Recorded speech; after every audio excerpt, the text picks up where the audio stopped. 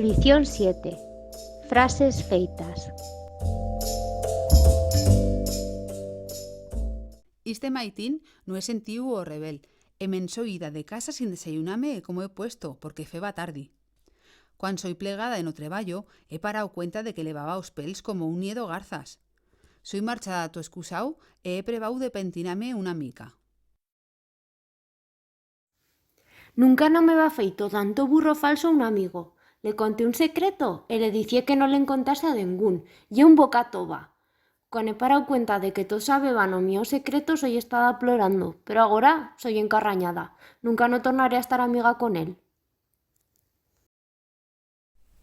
Plegué en casa mía e villeran todos os míos amigos e amigas.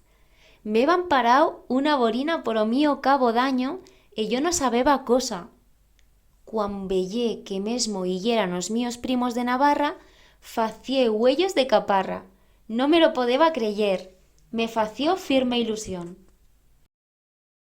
Ayer me merqué una cámara nueva e muita chen la mellé demandando ta prebala.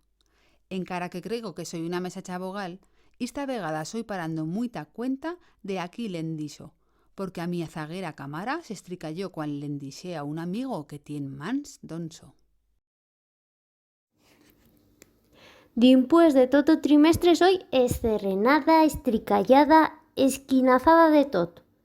Y era esperando en candeletas que plegasen as vacancias ta no haber da maitinar e poder quedarme no leito dica o meidía.